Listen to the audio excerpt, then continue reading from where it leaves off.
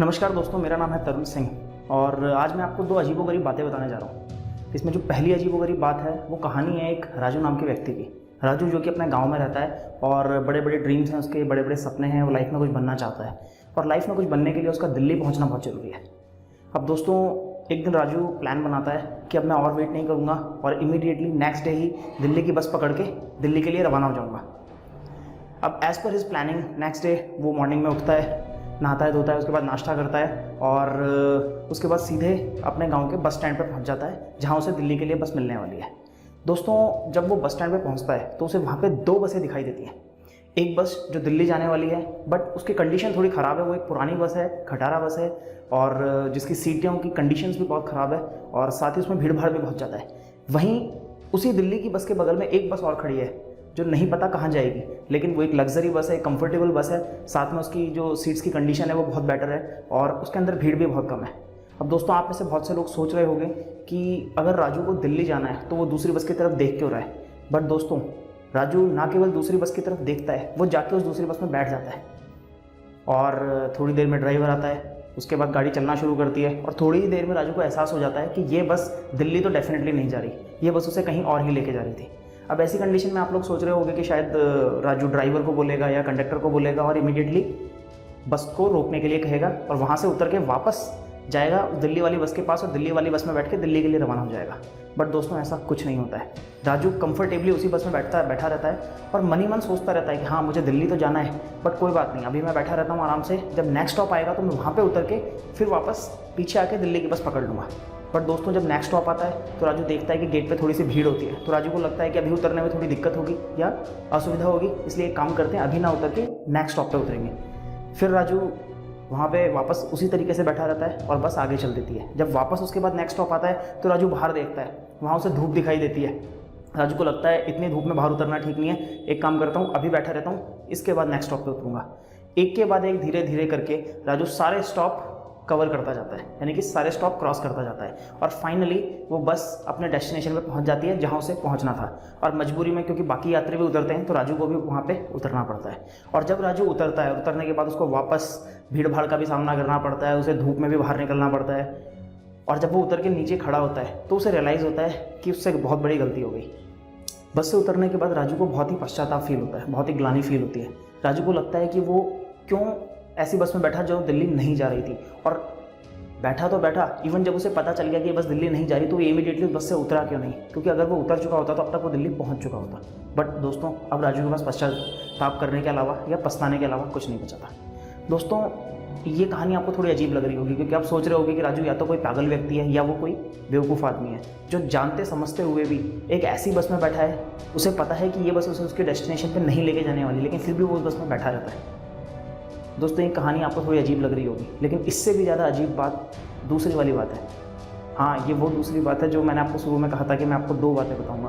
पहली बात थी राजू की कहानी और दूसरी बात यह है कि वो राजू कोई और नहीं, वो राजू आप हैं, वो राजू मैं हूँ और वो राजू हम सब हैं। दोस्तों, अपनी लाइफ को राजू की लाइफ से एक बार कंपेयर करके देखो, या मैं आपको सीधे शब्दों में कहूँ तो हम सबकी ज़िंदगी का सफ़र राजू के इस बस की सफ़र की तरह है। यहाँ पे जो दिल्ली है वो हम सबका डेस्टिनेशन है, लक्ष्य है, टारगेट है। हम सब लाइफ में कुछ ना कुछ पाना चाहते हैं, कुछ अचीव करना चाहते हैं और हम लोग प्लानिंग भी करते हैं, हम लोग गोल सेट करते हैं, उसके बाद प्लानिंग करते हैं कि हमें इस तरीके से इस गोल को अचीव करना है। बट दोस्तों, जैसे ही एक्चुअल में उस प्लानिंग पे वर्क करने का टाइम आता है, यानी कि उस रूटीन, उस लाइफस्टाइल को फॉलो करने का टाइम आता है, तो हमें पता नहीं क्या हो जाता है, हम वापस अपने कंफर्ट जोन के अंदर चले जाते हैं। हम बार बार उन्हीं चीज़ों को करते हैं जो एक्चुअल में हमें नहीं करनी चाहिए। जैसे एग्जाम्पल के लिए, एक ओवरवेट इंसान जिसे पता है कि उसे जंक फूड नहीं खाना है क्योंकि जंक फूड खाने से उसका वेट और ज़्यादा बढ़ जाएगा, वो सब कुछ जानते समझते भी जंक फूड खाता है। एक ऐसा आदमी जो कि मस्कुलर बॉडी चाहता है, जिसे पता है कि मस्कुलर बॉडी गेन करने के लिए उसे डेली एक्सरसाइज करनी पड़ेगी, जिम जाना पड़ेगा, लेकिन फिर भी वो एक्सरसाइज को अवॉइड करता है। एक स्टूडेंट जिसे अपने फाइनल ईयर एग्जाम्स की तैयारी करनी है, ये जानते हुए भी कि उसका पढ़ना बहुत ज़रूरी है, वो पढ़ाई से दूर भागता है। एक ऐसा बच्चा जो कि किसी कॉम्पिटिटिव एग्जाम की तैयारी कर रहा है, उसे पता है कि मुझे टाइम वेस्ट बिल्कुल नहीं करना है, ये जानते हुए भी कि टाइम वेस्ट करने से वो एग्ज़ाम को क्रैक नहीं कर पाएगा, वो फिर भी टाइम वेस्ट करता है। और दोस्तों, ऐसे बहुत से लोग हैं जो अपनी लाइफ में अपने टारगेट्स को अचीव करना चाहते हैं, बट जो चीज़ें उन्हें एक्चुअल में नहीं करनी है वो जानते समझते भी वही चीज़ें करते हैं। तो है ना दोस्तों, राजू के बस का सफ़र बिल्कुल हमारी ज़िंदगी का सफ़र जैसा। अब सवाल दोस्तों ये उठता है कि तो आखिर ऐसा हम करते क्यों हैं। दोस्तों इसका केवल एक ही रीज़न है और वो है ह्यूमन नेचर, ह्यूमन बिहेवियर और ह्यूमन टेंडेंसी। दोस्तों unfortunately all the living creatures in this planet are design to feel the immediate impact. जितने भी जीवित प्राणी हैं, भगवान ने उन सबको कुछ इस तरीके से डिज़ाइन किया है कि उन्हें चाहे वो सुख हो, चाहे दुख हो, चाहे दर्द हो, चाहे खुशी हो, उसका एहसास इमीडिएटली होता है। एग्जाम्पल के लिए जैसे सपोज़ मैंने अगर आपको गुलाब जामुन खाने के लिए दिया तो गुलाब जामुन खाते ही, मुंह में जाते ही आपको उसका टेस्ट फील हो जाएगा, ठीक है। लेकिन वहीं अगर आपने कहीं करेले का जूस पिया तो भी इमीडिएटली आपका मुंह खराब हो जाएगा, यानी कि आपका टेस्ट बिगड़ जाएगा। आपकी अगर किसी ने तारीफ़ की तो आपको इमीडिएटली बहुत अच्छा लगेगा, वहीं अगर आपकी किसी ने बुराई की तो आपको इमीडिएटली बहुत बुरा लगेगा।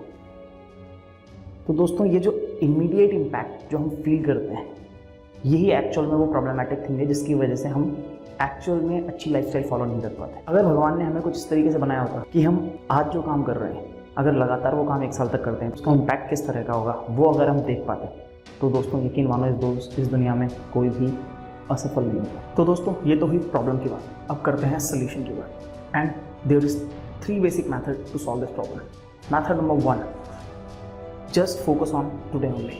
आइए समझते हैं इसे।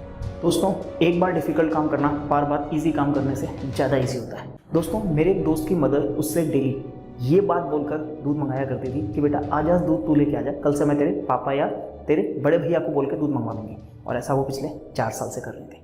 दोस्तों हम सबकी लाइफ में हम लोग कुछ ना कुछ ऐसे काम डेली बेसिस पे करते हैं, जैसे सब्जी लेके आना, दूध लेके आना, बच्चे को स्कूल तक छोड़ के आना, स्कूल से लेके आना, फादर को ऑफिस से लेके आना, या और भी छोटे मोटे बहुत तरह के काम जो हम डेली बेसिस पे करते हैं। बट इस तरह के काम हम इसलिए आराम से कर पाते हैं क्योंकि हम कभी भी ऐसे काम को करते टाइम ये नहीं सोचते कि ये काम हमें आने वाले 1 साल, 2 साल, 5 साल, 10 साल या लाइफ लॉन्ग करना पड़ेगा। और इससे हमारे माइंड पे किसी भी तरह का कोई एक्सटर्नल प्रेशर डेवलप नहीं होता है। बट दोस्तों वहीं जब हम कोई टारगेट सेट करते हैं, जब हम कोई मंजिल चुनते हैं या जब हम कोई गोल बनाते हैं, तो हमें पता होता है कि ये काम जो हम आज कर रहे हैं ये काम हमें शायद लगातार 1 साल तक, लगातार 2 साल तक, लगातार 5 साल तक या 10 साल या 20 साल तक करना होगा। उसके बाद जाके हमें रिजल्ट्स मिलेंगे and that will create an external pressure on your mind. कहने का मतलब दोस्तों ये है कि ज़िंदगी को आज में जियो। भूल जाओ कि कल आपसे ये काम हो पाएगा या नहीं हो पाएगा, लेकिन ये सोचो कि ये काम आज मुझे करना है। अगर मैं ये काम आज कर पाता हूँ तो मैं मेरा टारगेट अचीव कर लूँगा।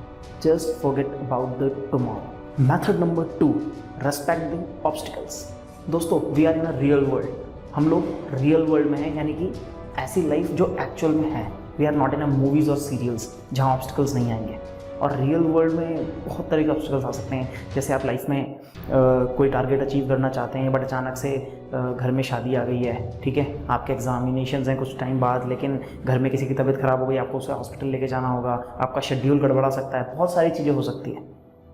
तो सबसे ज़रूरी बात, ऑब्स्टिकल्स आएंगे, दिस इज़ द रियलिटी। तो करना क्या है, रेस्पेक्ट द ऑब्स्टिकल्स। वो आएंगे और जाएंगे बट आपको नहीं रुकना है। दोस्तों आप सब मेरे ख्याल में बाइक्स या कार्स तो चलाते ही होंगे अपनी अपनी सिटी में। आपने एक चीज़ गौर की है कि जब आप घर से गाड़ी लेके निकलते हो तो रास्ते में बहुत से ब्रेकर्स आते हैं, मोड़ आते हैं, जिसकी वजह से आपको गियर चेंज करने पड़ते हैं, गाड़ी को धीमा करना पड़ता है। कई बार तो इतना ट्रैफिक जाम होता है कि आपको गाड़ी रोकनी पड़ती है। बट क्या ब्रेकर आने पर या मोड़ आने पर या ट्रैफिक जाम पे आप गाड़ी को साइड में खड़ी करके खड़े हो जाते हो कि अब मुझे आगे नहीं जाना क्योंकि मेरी रिदम ख़राब हो गई? तो फिर आप लाइफ में ऐसा क्यों करते हो? दोस्तों जब भी हम लाइफ में आगे बढ़ेंगे बहुत सारे ऑब्स्टिकल्स, बहुत सारी प्रॉब्लम्स क्रिएट होंगी। ये होना ही है, हम इसे नहीं रोक सकते। आपके घरों में शादियाँ भी आएंगी, आपके यहाँ कभी किसी की तबीयत भी ख़राब होगी, हो सकता है आपकी खुद की का कोई छोटा मोटा एक्सीडेंट हो जाए, आपके हाथ में फ्रैक्चर हो जाए और आपका जो आप टारगेट अचीव करना चाहते हो, जिस प्लान पे चलना चाहते हो, कुछ टाइम के लिए आप उस पर ना चल पाओ। तो इस चीज़ को जस्ट उसी तरीके से लो जैसे आप किसी रास्ते के ब्रेकर को लेते हो। आपकी स्पीड स्लो हुई, हो सकता है आप कुछ टाइम के लिए ठहर भी गए, लेकिन फिर उसके बाद वापस चलना शुरू कर दो। अगर आप 365 दिन में से आपने ये चुना है कि 365 दिन में से 365 दिन मैं काम करना चाहता हूँ, लेकिन अगर किसी कारणवश 365 दिन में से 100 दिन अगर ख़राब भी हो जाते हैं तो उसके बाद भी आपके पास 265 दिन तो बचते ही हैं। And 265 days are more than enough. अगर आप 365 डेज़ में से 265 डेज़ अपने टारगेट को अचीव करने के लिए उस पर लगा रहे हो, उसको दे रहे हो, तो इससे ज़्यादा बेहतर आपके लिए और कुछ नहीं हो सकता। But don't stop on the obstacles. So finally मैं यही कहना चाहूँगा, अगर सेकेंड मेथड आपको समझ आ गया है तो इसका मतलब यही है कि जस्ट रिस्पेक्ट दी ऑब्स्टिकल्स। ऑब्स्टिकल्स आएंगे, ऑब्स्टिकल्स जाएंगे, बट आपको रुकना नहीं है। एंड मेथड नंबर 3, ऐलाने जंग कर दो। आप इस मेथड को थोड़ा क्रूअल मेथड भी कह सकते हो, बट ये मेरा फेवरेट मेथड है। और इस मेथड में आपको करना क्या है, जैसा कि नाम से पता चल रहा है, आपको ऐलाने जंग करना है। आपने अगर टारगेट सेट कर लिया है, बता दो सबको, अपने रिश्तेदारों को बता दो, अपने जानकारों को बता दो, अपने दोस्तों को बता दो, और मैं तो कह रहा हूँ उस आदमी को ज़रूर बता दो जो आपको सबसे ज़्यादा नापसंद करता है।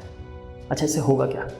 अब क्योंकि आपने ऐलान जंग कर दिया है विद सम डेडलाइन, आपने बता दिया है कि 1 साल 2 साल के अंदर मैं अचीव करने जा रहा हूँ, तो आपके लिए बहुत मुश्किल हो जाएगा उस पाथ पे ना चलना। क्योंकि आपकी जगह जगह पे आपको आपके रिलेटिव्स मिलेंगे, आपके जानकार मिलेंगे, आपके फैमिली मेम्बर्स हैं आपके आसपास, ठीक है, आपके दोस्त हैं, वो सब लोग हैं जो बार बार आपको याद दिलाएंगे, अरे भाई क्या हुआ, वो काम हमने सुना था, वो काम करने वाला है, हमने सुना था कि तू ऐसा करने वाला है, वैसा करना, कैसी चल रही है तेरी, काम सही चल रहा नहीं चल रहा, कब अचीव करने वाले हो, ये वो फलाना। It will create a mental pressure on you.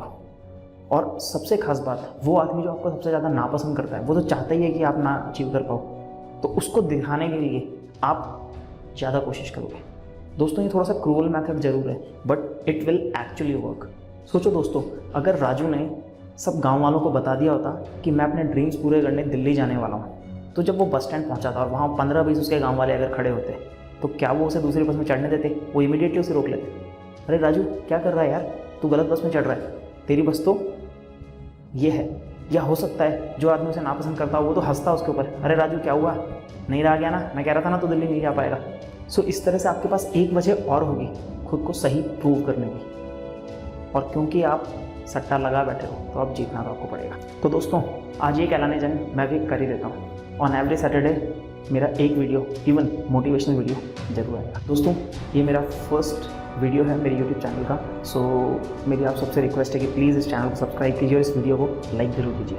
और हाँ, लास्ट में जैसे ये वीडियो कंप्लीट होता है, इस वीडियो के कंप्लीट होते ही प्लीज़ आप सब लोग एक बार अपनी आंख बंद करके अपनी अंतरात्मा से एक सवाल जरूर पूछिएगा, are you in a right person?